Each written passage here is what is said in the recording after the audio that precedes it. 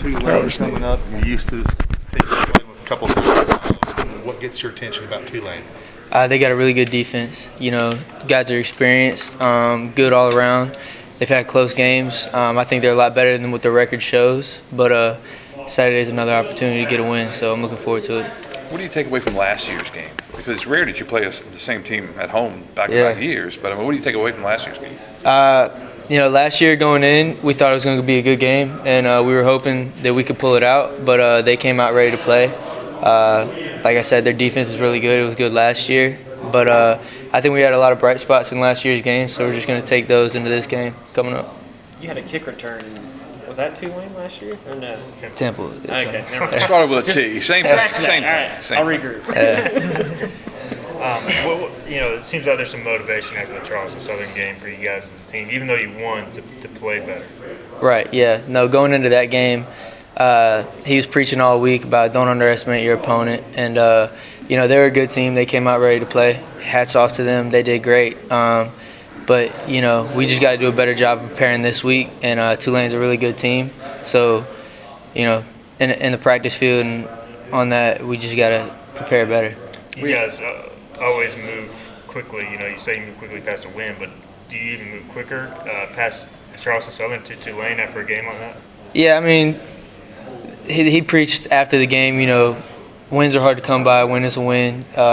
You got to celebrate a win. But, you know, like 24 hours, it's done now. We're on to Tulane, and we're hoping to get the third win this season.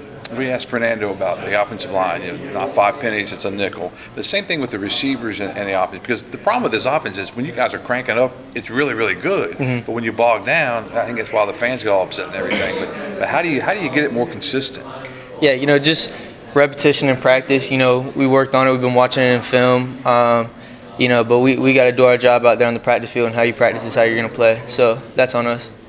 You look at league games like this, and how important is this as far as maybe just this could swing your season one way or another? Do y'all maybe sense that, or do you think that's kind of accurate? Yes, sir. Huge confidence booster starting conference 1-0, and then going into the rest of the schedule. That would be huge for us, just building off that. How are you feeling about returning? You were real close a couple times this week. Yeah, thought I was going to break a couple this week, but I just got to break 1 or 2 more tackles, and hopefully I'll get there, so I got to work on that down there.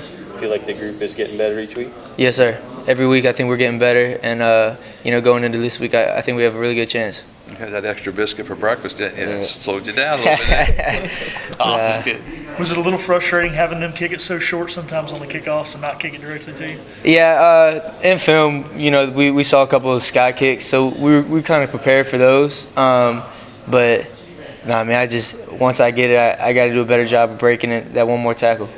Can you touch on Tulane's defense, what you saw out of last year, what they do, you know, facing that kind of defense? Yeah, you know, last year they ran cover 3 and some cover 1. So, you know, their defense is good. Their corners are good, fast. They got pretty good safeties. So, I mean, same kind of scheme this year. Got some returning starters, but, you know, I think we have a good shot.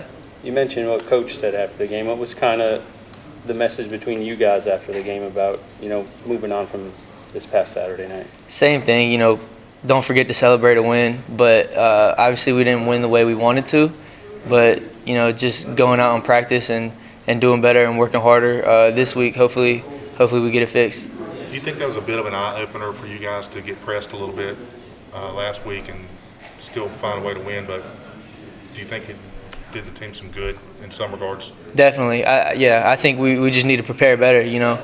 I think we prepared well last week, but, you know, out there, you know, they came ready to play, and we didn't come as ready to play as them. So, you know, this week coming in on Saturday, we know we got to get, like, from the jump, just ready to go. So down in practice, we'll have energy. That's what they've been talking about, so we'll get that ready to go. What's it like when you have back-to-back home games? You don't have to worry about traveling or missing class. I mean, is there an advantage of that, you know, that y'all have had from last week to this week? Probably some advantage. I mean, I don't really think about it whenever we go on away games, but for some people it might. I mean, I think Tulane down there, they're like an hour behind, or they might. It's quicker adjustment that they have to do, but yeah, I mean, you know, Saturday everybody's gonna be ready to go. Yeah. Thanks, John. Yes, sir. Appreciate you guys. Appreciate you, man. You didn't have a kick. HBCU, Private Nation, Purple and Gold family. Stand to your feet, put your crossbones up, and lean side to side. Yeah, and lean side to side. Yeah, and lean side to side. Come on, yeah. Welcome to the island, man. It's crazy in here. A whole sea of purple and gold waving.